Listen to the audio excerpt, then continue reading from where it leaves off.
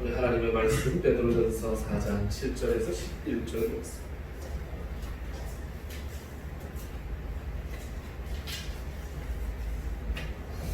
베드로전서 4장 7절부터 11절.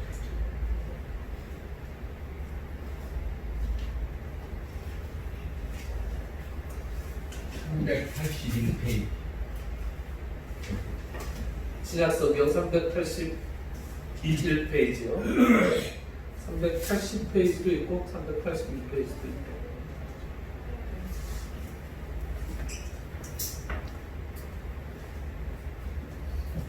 예.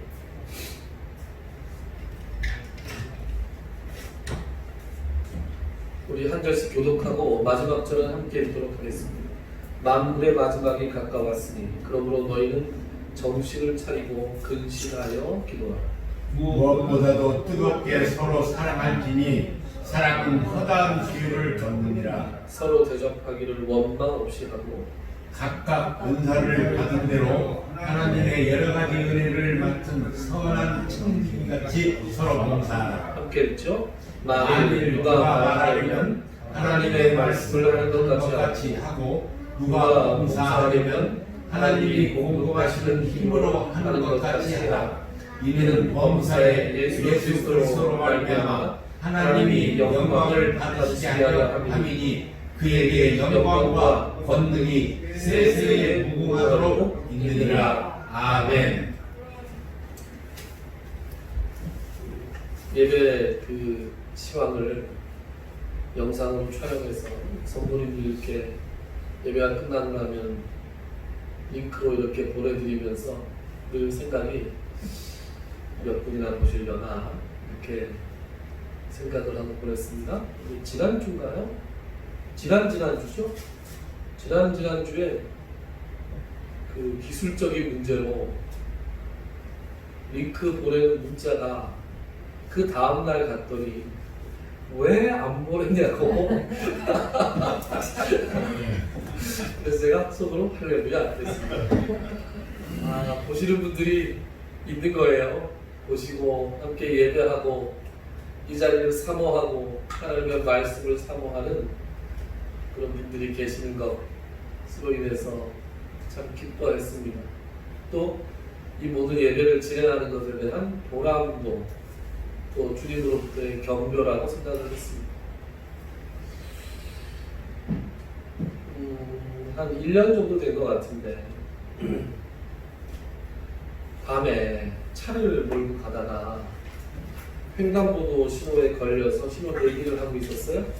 제 옆에 1차선에는 트럭이 앉아 서 있었고 2차선에는 제가 서 있었습니다. 3차선, 4차선 이렇게 총 8차선, 제법 넓은 도로죠. 그런 도로에 있었는데 1차선과 2차선에만 한밤중이라 이렇게 차가 서 있었어요. 두 개. 그런데 요즘 횡단보도는 이렇게 파란불이 들어왔다가 사람들이 이제 건너갈 수 있도록 파란불이 들어왔다가 이제 신호가 바뀌기 전에 숫자가 이렇게 나오잖아요. 30, 29, 28 이렇게 몇 초 남았다. 3초쯤 남았는데 제 기억에 3초예요. 3초 남았는데 할머니 한 분이 뛰기 시작하고 저쪽에서 막 뛰어서 건너기 시작했어요. 그분이 반쯤 건너왔는데 이미 신호로 바뀌었어요. 그런데 저하고 그 옆에 있던 트럭은 이렇게 보면서 아주머니가 뛰어가니까 출발을 안 했죠, 당연히. 그런데 3차선에서 막 달려오던 차가 있었어요. 그 달려오던 차는 트럭하고 저에게 가려서 그 뛰어가는 할머니를 보지 못했어요. 저도 뒤에서 차가 오고 있다는 사실을 알지 못했어요. 그런데 할머니가 제 앞을 지나가서 막 이렇게 가는 순간 갑자기 그 기분 나쁜 소리 있잖아요. 깨익 하고 서는 소리. 간발의 차이로 할머니가 얼마나 걸음이 빠르신지 뛰어서 그 차는 횡단보도 중간쯤에 멈추고 그분은 이렇게 돌아서 그곳을 빠져나갔습니다. 그것을 바라보고 있는데 정말 머리털이 걷고서도 얼마나 놀랐는지. 야, 사람이 살아있다고 해서 살아있는 게 아니죠. 그런 상황들이 하루에도 몇 번씩 연출될 수 있습니다. 전국적으로 통계를 내보자면 결국 그렇게 해서 사고를 피하지 못하고 불행한 일을 당하시는 분들이 정말로 많을 것 같습니다. 조금 전에 몇 초 전망하더라도 많은 계획을 가지고 이 땅에서 살아가는 사람들이 어쩌면 그 순간으로 인해서 운명이 확 바뀔 수 있는 그런 일들이 정말로 많은 것입니다. 제가 오늘 경인고속도로를 통해서 이렇게 오고 있는데 톨게이트를 2km 정도 남아있는 시점에서 한 4km쯤 남아있었던 것 같아요. 그 지점이 2km였으니까 멀리서 시꺼먼 연기가 막 보이는 거예요. 그런데 시꺼먼 연기의 출처가 고속도로 상이었던 것 같아요. 아니나 다를까 앞에 있는 차들이 비상등만을 켜더니 막 몰려서 지금 이 시간에 그럴 일이 없어요. 직감적으로 느꼈습니다. 사고가. 그래서 차들이 서해가는 가운데 하나하나 보이는 것이 소방차가 몇 대 와 있는지 모르겠어요. 소방차, 또 구급차라고 하나요? 구급차. 차가 한 6, 7대 정도 고속도로에 와 있고, 그리고 고속도로에 이미 통제하는 이 꽃갈들을 이렇게 놨어요. 그리고 교통을 통제하고 있더라고요. 그래서 서해가면서 이렇게 보니까 다른 차는 치워져 있고 한 대가 새까맣게 전소된 채로 아주 납작하게 되어 있는 걸 봤습니다. 그래서 또 가슴이 철렁했습니다. 그게 어떻게 남의 일이기만 하겠습니까? 우리 누구의 일도 될 수 있습니다. 그래서 그럴 때마다 느끼는 것이 사람이 살아있다고 해서 참 살아있는 게 아니구나 라는 생각을 합니다. 오늘 베드로전서 4장 7절은 이렇게 시작합니다. 만물의 마지막이 가까웠다. 만물의 마지막이 가까웠다. 이것은 분명히 우주적인 종말을 이야기하고 있습니다. 특별히 예수님 시대, 즉 베드로 시대에는 모든 초대교회 신자들이 임박한 종말론을 믿고 있었습니다. 임박한 종말론. 전 우주적인 종말이 곧 올 것이다. 자기들이 죽기 전에 올 것이다. 그래서 그들의 걱정은 예수님을 한참 기다리다가 이분 기다리다가 돌아가셨는데 이분은 어떻게 되는 겁니까? 이것이 그들에게 굉장히 심각한 문제입니다. 그래서 죽은 자들에 관하여는 내가 명하노니 이런 구절들이 서신서에 왕왕 나옵니다.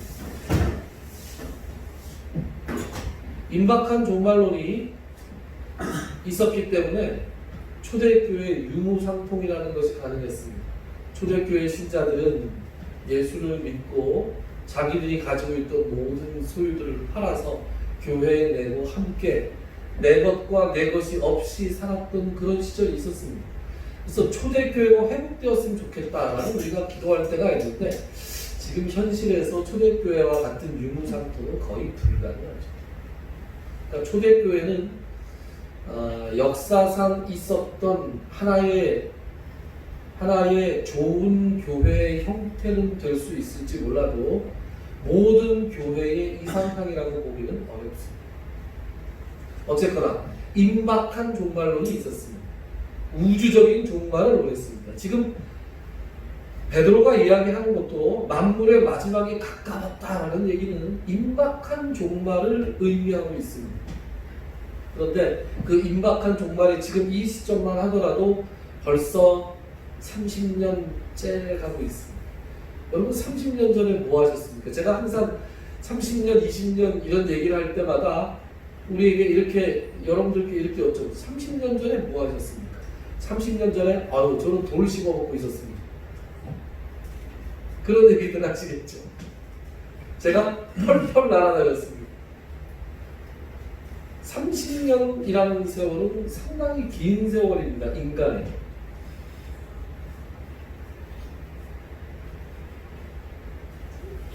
그런데 그 30년이 지나도 40년째가 되어도 기다리던 예수님께서 오시지 않자 그들은 궁금했습니다. 예수님이 안 오시는 거 아니다. 예수님이 곧 오신다고 하더니 어떻게 된 거냐.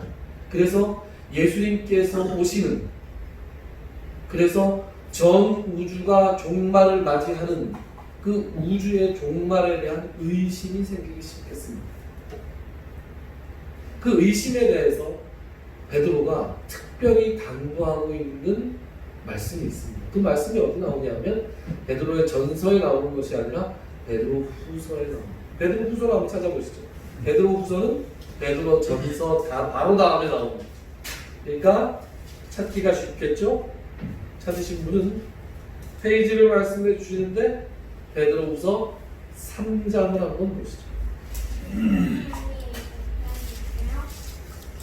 3장 386페이지예요. 네. 우리 윤석 장로님이 이제 페이지 담당 자리를 잡으셨습니다.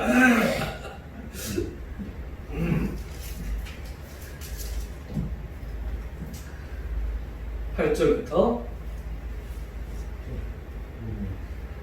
10절까지 찾으셨습니까? 예. 네, 8절부터 10절까지를 우리가 다 같이 한 목소리로 읽어보겠습니다. 시작. 사랑하는 자들아, 주께는 하루가 천년 같고 천년이 하루 같다는 이 한마디를 잊지 말라.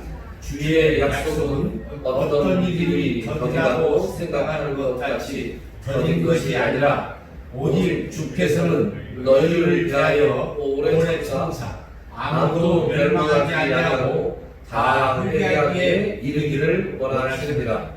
그러나 주의 날이 도둑같이 오리니 그날의 날에는 하늘이 큰 소리로 나가고 물질이 뜨거운 불에 풀어지고 땅과 그 중에 있는 모든 일이 드러나리로다. 아멘.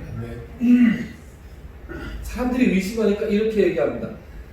너희들과 하나님의 시간 개념이 다르다 라는 말씀입니다.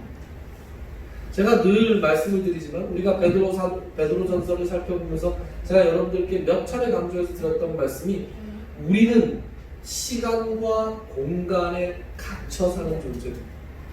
시간과 공간, 우리가 살고 있는 시간과 공간이라는 것은 하나님께서 만드신 피조물입니다.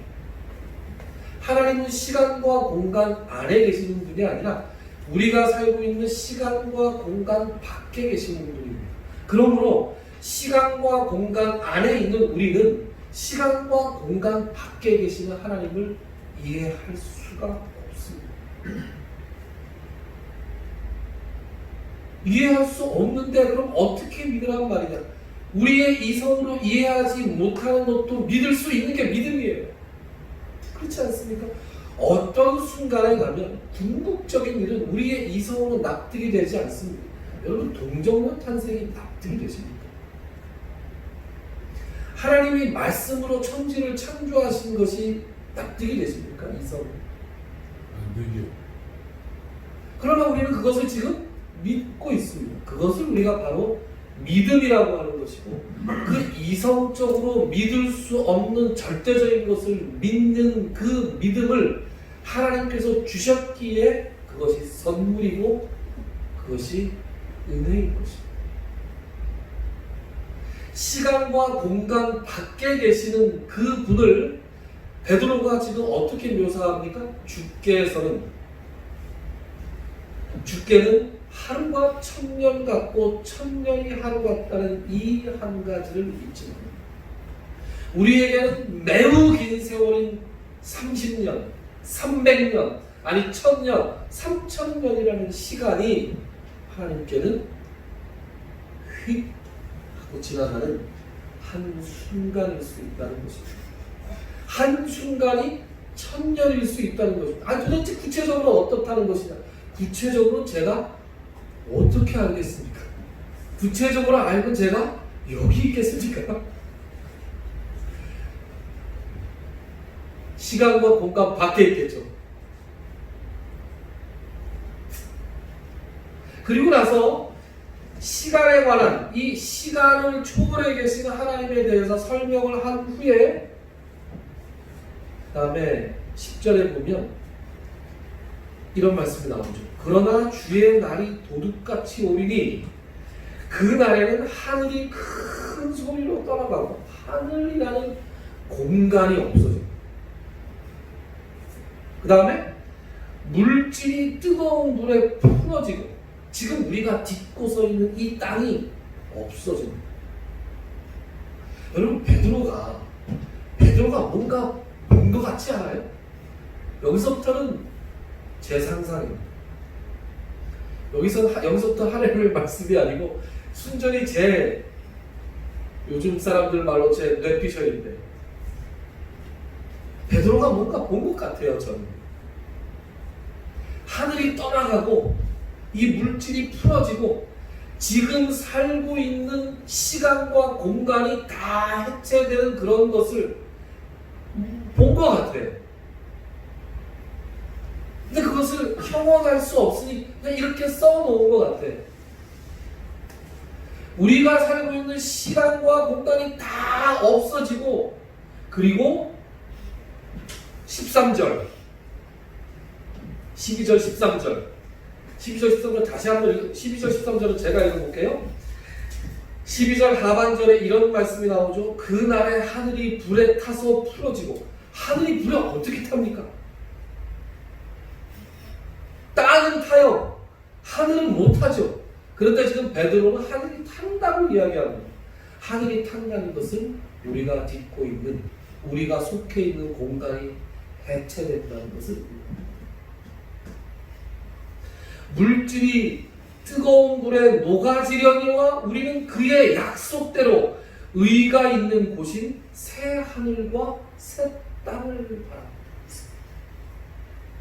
새 하늘과 새 땅. 예수님께서 다시 오시는 그 날에 우주적인 종말이 있으면서 지금 우리가 속해 있는 시간과 공간은 다 사라지고 그리고 새 하늘과 새 땅이 우리에게 주어집니다.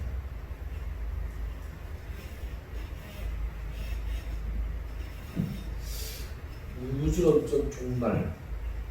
다시 베드로전서로 돌아가면 이런 말씀이죠. 만물의 마지막이 가까웠다. 그러므로 어떻게 해야 된다면? 어떻게 해야 됩니까? 그러므로 너희는 정신을 차리고 근신하며 기도하라.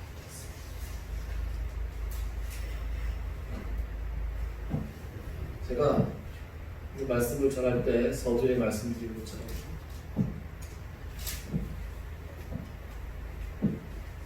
서두에 말씀드린 걸 기억하신다면 이런 거창한 우주적 종말, 예수님이 다시 오심으로 인해서 시간과 공간이 해체되고 새로운 하늘과 새로운 땅이 주어지는 이 어마어마한 역사를 우리가 언제 볼지 모르지만 중요한 것은 우리에게 우주적 종말뿐만 아니라 개인적인 종말이 있어요.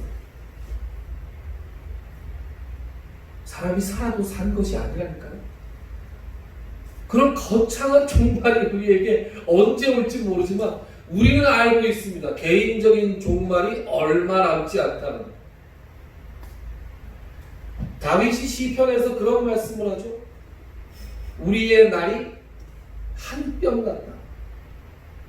우리의 날이 한 뼘 같다. 히브리어로 한 뼘이 손가락 4개라고 제가 말씀드린 적이 있죠. 한 뼘이란 손가락이 4개다. 우리의 날이 손가락 4개입니다 라고 고백합니다. 손가락 4개가 우리의 날이면 제가 말씀드렸죠. 대충 평균 연령 80세 플러스 알파 했을 때 손가락 하나에 20년씩이에요. 저는 손가락이 하나하고 조금 더 남은 것 같습니다. 우리 개인적인 종말이 얼마 남지 않았어요. 지금까지 살아온 것이 순식간에 지나갔던 것처럼 앞으로의 날들도 순식간에 모세의 시편에 나오듯이 우리가 날아갈 것입니다. 그리고 우리가 종말을 맞이하게 될 것입니다. 그러므로 우리가 종말을 맞이할 것이므로 베드로 사도는 이렇게 얘기합니다. 어떻게 하라고요? 너희가 정신을 차리고 근신해서 기도하라. 그러니까 만물의 마지막이 가까웠으니 우리가 해야 될 것은 기도하는 것입니다. 여러분, 기도라는 것이 무엇입니까? 이 기도란 무엇인가에 대해서 얘기하면 한도 끝도 없지요. 그런데 오늘 이렇게 한번 얘기해 보겠습니다. 기도라는 것은 하나님과 우리가 소통하는 것이죠. 하나님과 우리가 소통하는 것입니다. 하나님께 내가 드리고 싶은 말씀을 드리고 하나님께서 주시는 말씀을 받고 끊임없이 하나님께서 원하시는 나를 향해서 가지신 뜻을 우리가 이렇게 계속해서 상고하면서 그 뜻에 맞춰서 살아갈 것을 다짐하는 거예요. 하나님과 소통하는 것입니다. 하나님과 소통하기 위해서는 전제 조건이 두 가지가 있다고 베드로 사도가 이야기합니다. 첫 번째는 정신을 차리는 것이고 두 번째는 근신하는 것입니다. 정신을 차리라, 근신하라. 뭐 하기 위해서요? 기도하기 위해서. 하나님과의 소통을 위해서는 첫 번째 뭐가 필요하다고요? 정신을 차리는 것이 필요합니다. 여러분, 정신을 차리는 것이 어떤 것입니까? 정신을 차린다는 말을 그냥 한국말로 생각을 해보면 이렇게 정신줄을 놓고 있다가 어이구 정신을 차려야지 이렇게 하는 것이 정신 차리는 것 같지만 이 헬라어 원어로 보면 어떤 뜻에 가깝냐 하면 영어로 번역을 sober라고 하는데 sober라는 것은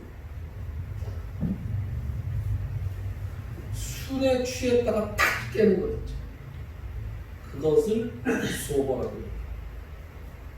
그래서 정신을 차리라는 것은 술에 취한 것 같이 하지 않고 정신을 똑바로 차리고 있는 것을 의미합니다. 에베소서에 보면 사도 바울이 이런 말씀을 하죠. 술 취하지 말라. 이는 방탕한 것이니 오직 성령을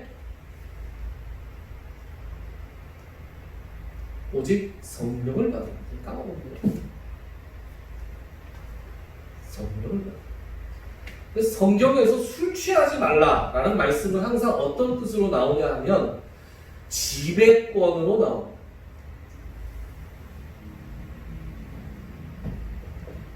예수님께서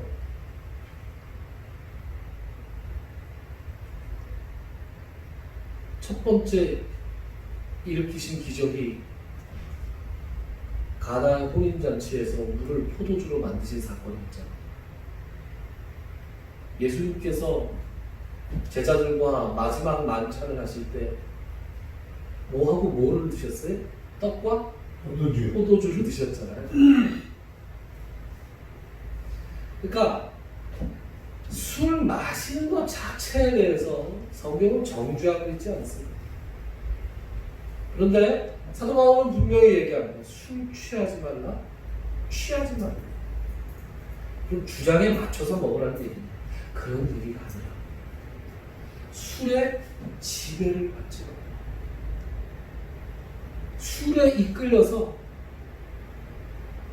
술에 이끌려서 사는 삶을 살지 말라는 얘기예요. 술의 지배를 받지 말고 오직 성령의 충만함을 입어라. 성령 충만한 삶을 살아가는 것. 성령의 지배를 받는 삶을 살아가는 것이 술 취하지 말라라는 말에 담겨있는 진정한 의미입니다. 그러므로 오늘 이 말씀은 이렇게 다시 볼 수 있습니다. 기도하기 위한 첫 번째 조건, 정신을 차리라 라는 말씀은 바로 성령의 온전한 지배를 받는 상태를 의미합니다. 성령 충만한 상태죠. 우리가 성령 충만한 상태에 있어야만 바로 하나님과 온전한 기도로 온전하게 소통할 수 있는 것입니다. 두 번째 전제 조건이 근신하라. 이 근신하라는 말씀은 영어 성경에서는 셀프 컨트롤이라고 되어 있습니다. 자기 자신을 조절할 수 있어야 돼. 자기 자신을 조절할 수 있어야 된다. 무슨 수련을 하고 돌을 닦으라는 얘기냐? 원어 성경을 찾아보면 좀 더 가깝게 번역하면 이런 내용입니다. 어떤 내용이냐? 주변의 환경이 어떤 환경이 주어진다 하더라도 그 환경에 휘둘리지 않고 스스로 절제를 할 수 있는 것. 그것이 바로 근신하는 것입니다.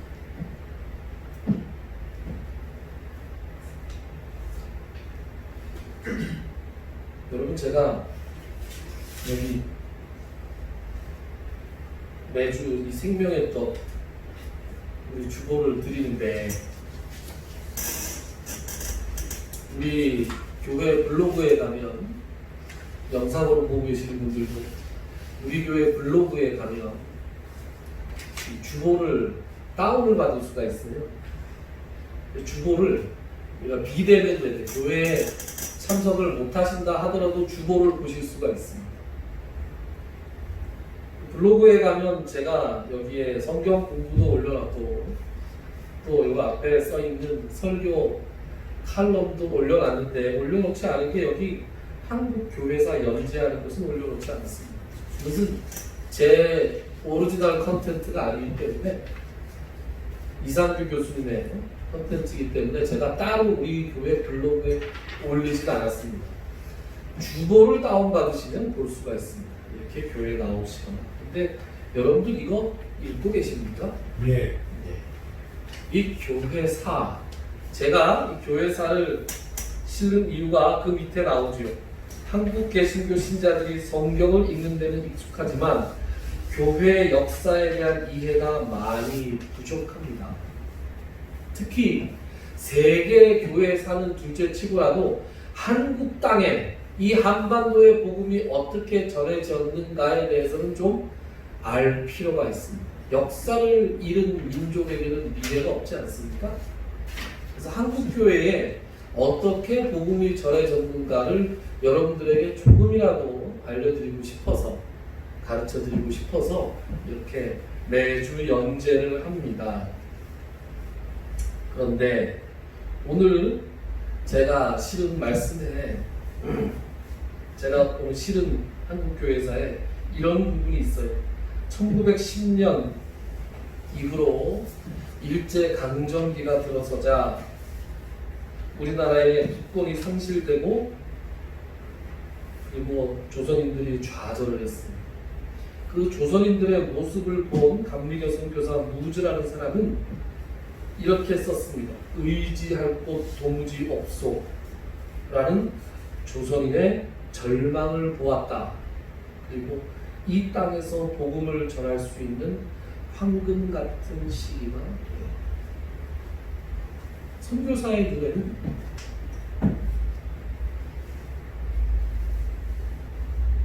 의지할 곳을 이 땅에서는 도무지 찾을 수 없었던 그 조선의 백성들이 오히려 옥토밭으로 보였던 것입니다. 세상에 의지할 곳이 하나도 없고 기대할 것이 없고, 그래서 무언가 지푸라기라도 잡고 싶어 하는 그 사람들의 간절한 마음에 하나님의 말씀이 뿌려졌을 때, 그것은 1900년대 초의 영적 대각성 운동으로 나타났습니다.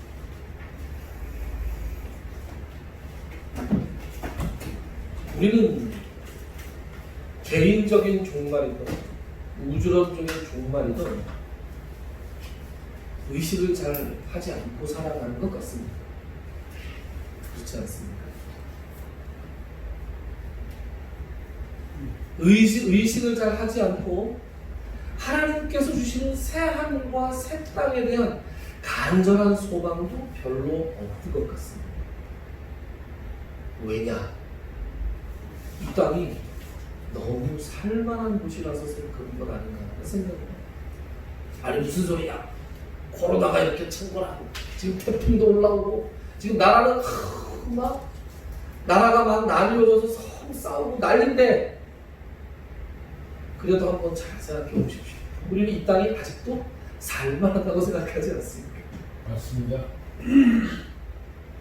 요 코로나만 좀 잘 넘기면, 그래서 경제만 좀 회복되면 이 땅이 그래도 좀 살만한 곳이라고 생각하지 않나.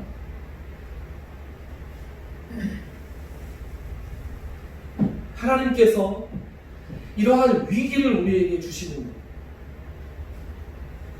한편으로는 이 위기를 주심으로 얼마 전에 장로님께서 그랬어요. 하나님께서 키즈를 하는 것입니다. 키즈를 했어요. 바람에 나는 겨와 같은 사람들과 무거워서 아래로 떨어지는 알곡들을 이 키즈를 하고 계시는 것 같다라는 말씀입니다. 참 동의했습니다. 이 위기를 주시면서 세상이 결코 살만한 곳이 아니라는 것을 하나님께서 깨닫게 해주십니다. 오면서 교통사고를 보면서 살아도 살아있는 것이 아니라는 것을 문득문득 깨닫게 하시는 것처럼 이 세상이 다가 아니고, 이 세상에서 잘 먹고 잘 사는 것이 다가 아니고, 이 세상에서 영원히 살 것처럼 사는 것이 올바른 성도들의 삶의 자세가 아니라는 것을 하나님께서 일깨워 주십니다. 그래서 우리는 우리에게 주어진 환경이, 우리를 둘러싸고 있는 환경이 평안할 때나 아니면 위기 가운데 있을 때에나 오직 하나님께서 주신 새 하늘과 새 땅을 진정한 소망으로 삼고 살아가야 하는 것. 그 소망이 있을 때 비로소 우리는 하나님께서 기뻐하시는 셀프 컨트롤을 할 수 있는 것입니다.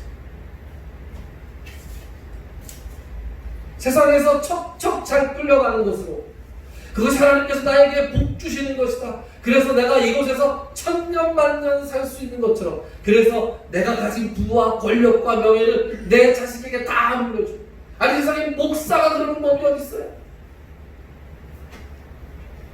성도들은 다 그렇게 산다 하더라고. 목사들은 뭘 물려주지 말아야죠. 하늘을 소망하라고 말하는 사람들, 어떻게 땅의 것들을 자기 자식에게 물려줄 수가 있습니까? 뭘 보고 배우겠어요? 다들 한 통속이 되어서 새 하늘과 새 땅을 소망하기보다는 이곳에 살아가면서 이 빨리 육신의 장막을 벗어버리고 하나님을 만날 그 기쁨에 살아가기보다는 어떻게 해서든지 이 땅에서 뭔가 조금이라도 좀 더 잘 살아보려고 애쓰는 것이 마치 기독교인 양, 마치 복음인 양, 우리의 소망의 전부인 양 하고 살아가고 있지 않습니까? 우리에게 정말로 필요한 것은 우주적인 종말뿐만 아니라 개인적인 종말이 있다는 것입니다. 만물의 마지막이 가까웠다는 경각심을 가지고 정신을 차리고 근신하며 기도하는 것이 우리에게 필요합니다. 사도 베드로는 만물의 마지막에 가까웠다고 우리에게 경고하고 있습니다. 얼마나 각성하고 살아가는가, 스스로 이 말씀에 자신을 비추어 보는 시간이 될 수 있기를 바랍니다.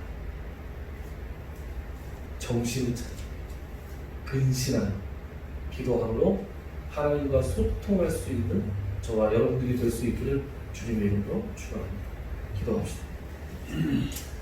사랑하는 주님, 만물의 마지막이 가까웠는데 만물의 마지막이 가깝지 않은 것처럼 주님이 오실 날이 늘 더딜 것처럼, 아니 개인적으로 종말을 맞이하지 않을 것처럼 이 세상에서 마치 천년 만년 살아갈 것처럼 이 세상에서 집착하며 살아가는 모습이 우리의 모습인 것은 아닌지 주님 오늘 말씀을 통해서 우리를 돌아보게 하시니 감사합니다. 정신을 차리고 근신하여 마지막 때에 성령 충만한 모습으로 자기 절제를 하며 주님과 소통을 하며 살아가는 우리가 되게 하시고, 어떠한 환경이 우리를 둘러싼다 하더라도 주님께서 주시는 소망, 참된 소망으로 말미암아 승리하며 살아가는 우리들이 되게 하여 주시옵소서. 비대면 예배로 말미암아 지금 이곳에 참석한 소수의 성도님들뿐만 아니라 동영상으로 예배를 함께한 우리 성도님들, 주님께서 눈동자와 같이 붙들어 주시기를 간절히 소망합니다.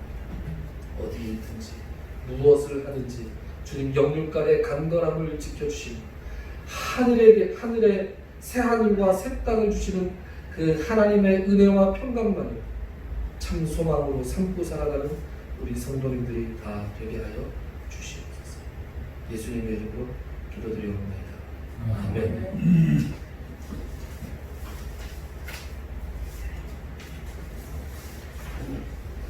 하나님, 찬송가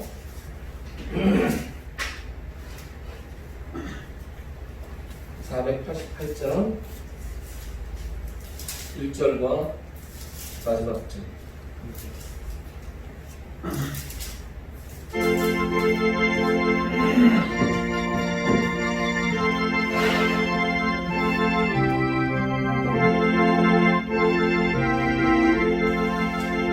일곱에서 만국영가 우리 주 예수 뿌릴세 우리 주 예수만 되는 믿음이 아주 없도다.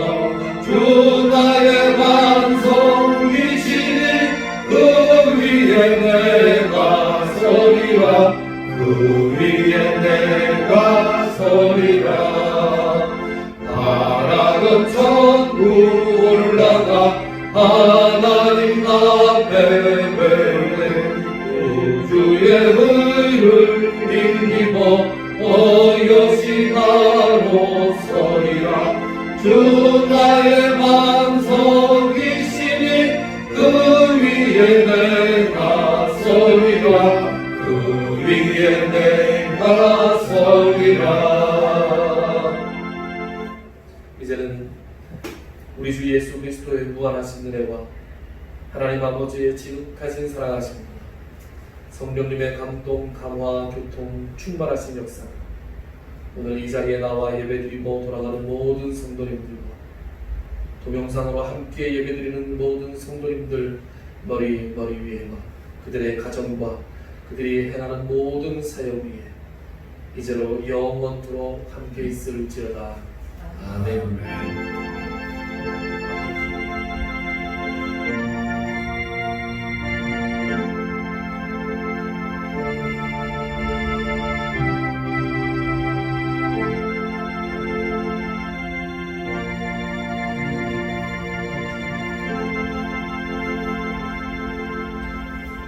네, 예배 마쳤습니다. 감사합니다.